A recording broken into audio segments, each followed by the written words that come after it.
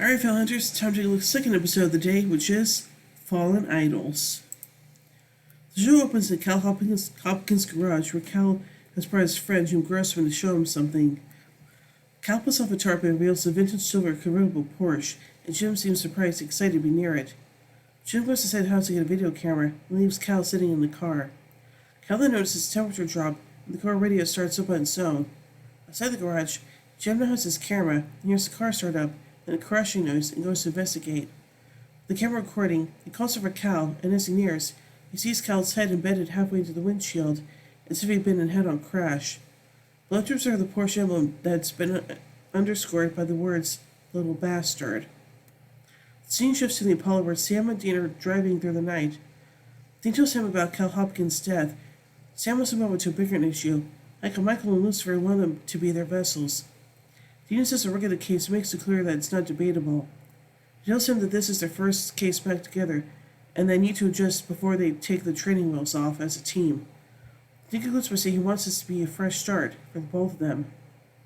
Now morning in Canton, Ohio, Sam and Dean are at the police station to talk to Sheriff Rick Carnegie. The sheriff tells Sam and Dean that they've already booked Jim Grossman for the murders.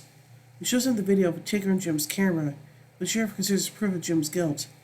Jim points out that it's not feasible that Jim, who was best friends with Cal, could have done it, considering the rate of the speed required for Cal to have died the way he did. Dean and Sam insist on speaking to Jim.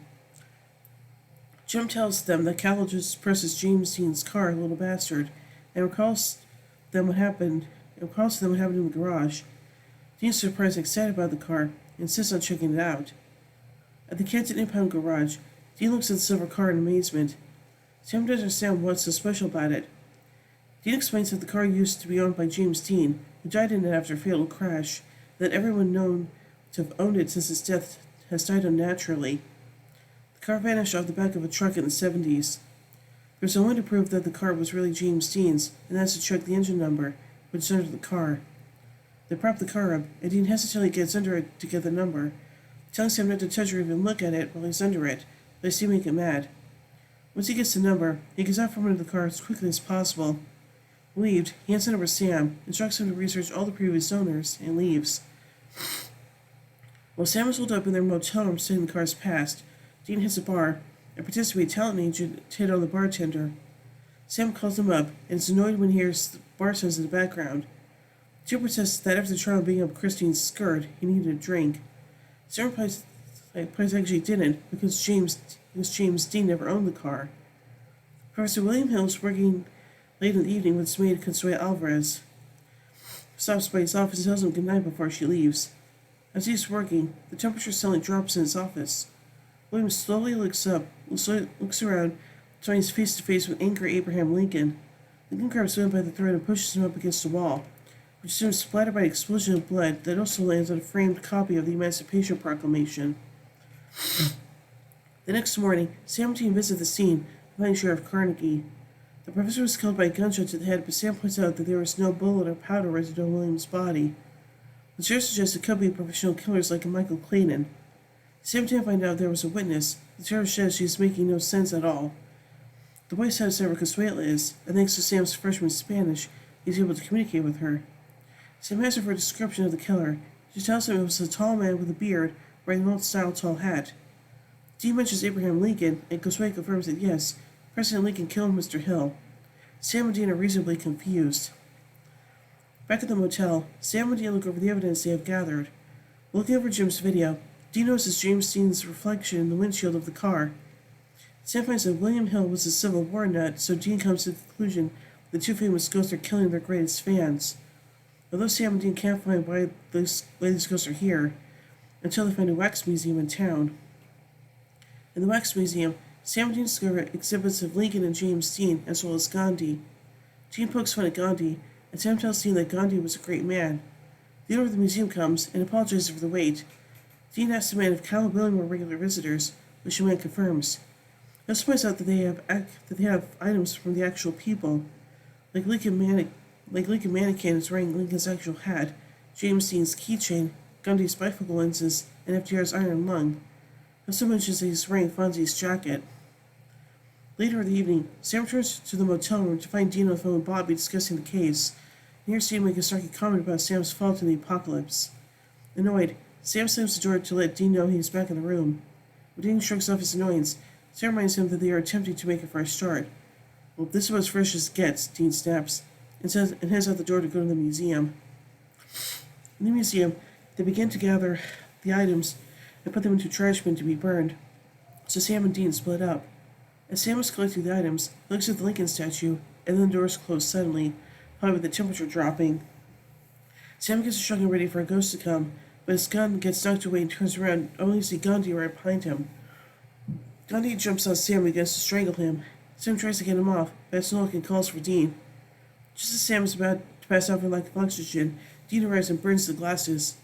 Gandhi disappears like any other ghost. Dean checks that Sam is alright. Next day, Dean is packing up and getting ready to leave, but Sam thinks the case isn't over. He wonders why Gandhi didn't flame out like the ghosts tend to, and says that it felt like he was trying to take a bite out of him.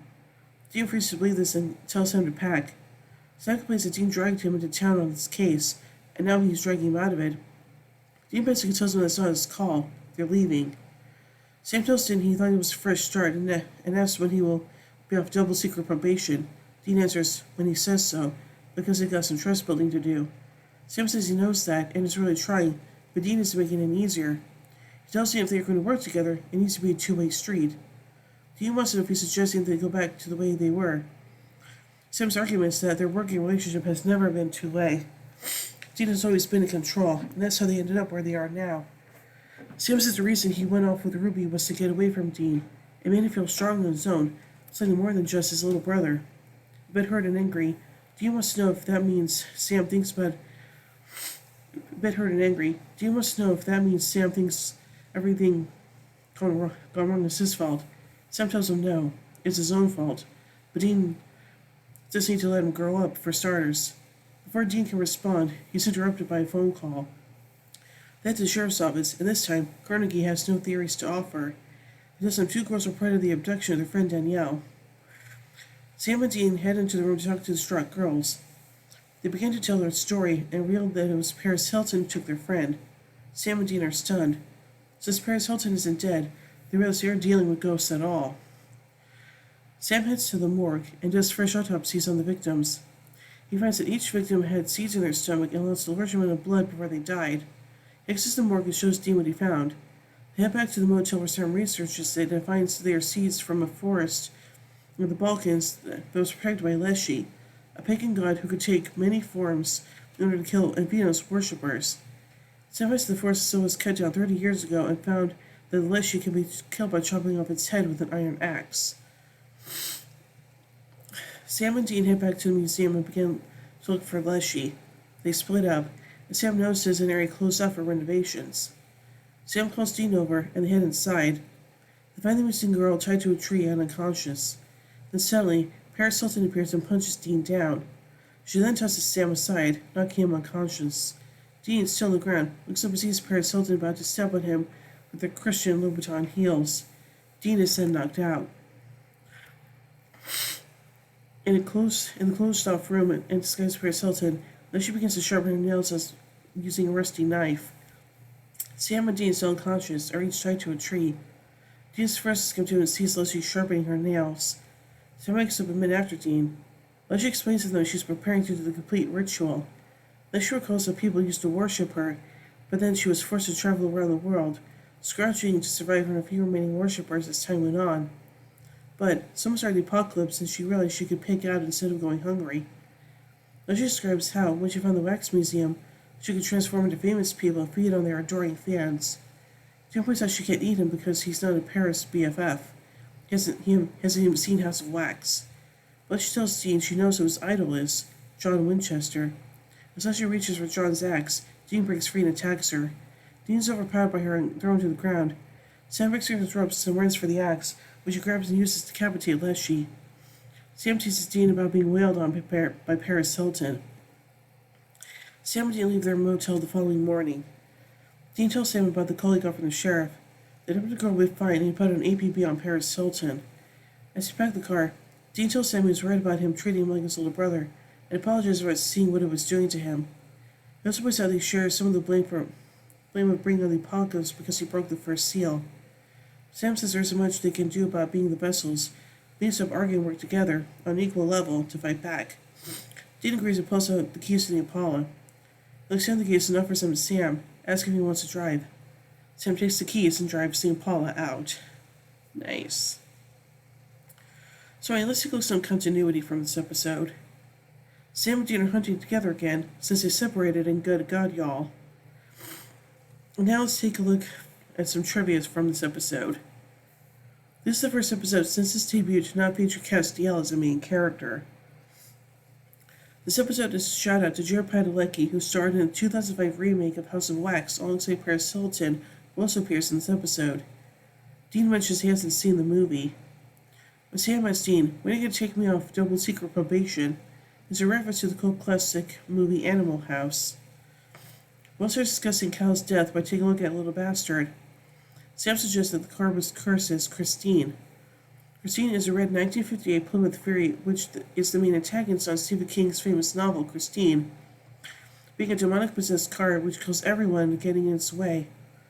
This is the fourth time Stephen King was referenced in Supernatural. The other times were in the episodes Children Should Not Play with Dead Things, where Dean references the movie Pet Sematary whilst arguing against Angela Mace's father, inspired by the Stephen King book.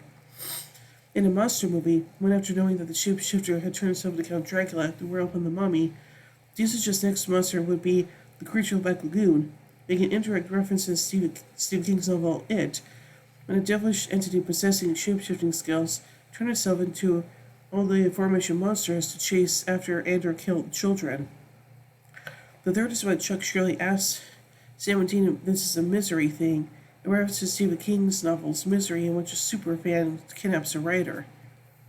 The girl who played girl number 1, Emily Tennant, also plays Tasha, Kate's little sister, whom she turns into a werewolf in season 10, episode 4, Paper Moon. Sam and Dean poses agents Bonham and Copeland in the episode, referring to rock drummers John Bonham of Led Zeppelin and Stuart Copeland of the Police. In the opening scene, Grossman is seen lowering the camera upon seeing his friend's corpse in the car and then mumbling, "Oh my God." A couple of seconds later, he screams out his name, and the scene ends. Yet with Sam and Dean watch the tape, it can be seen that he continued filming while uttering, "Oh my God," only to quickly drop the camera and was starting to scream. See that the allegedly lifted some of his victims, and I'm sorry mispronouncing this, Yergur and Procreate does not exist in real life. And now finally, let's take a look at a goof. Sam claims he and Dean never encountered a famous ghost. However, in No Exit, they did encounter the ghost of H.H. Holmes, which is famous. So, yeah. So I think this episode is pretty unique, and hey, we got an appearance from Paris Hilton this episode, so yay, I guess. So overall, I give Fallen Idols 3 Impalas out of 5. When I'm to bed, so we took a look at the final episode of the day. I believe the children are our future. So, until then, carry on, my wayward sons and daughters.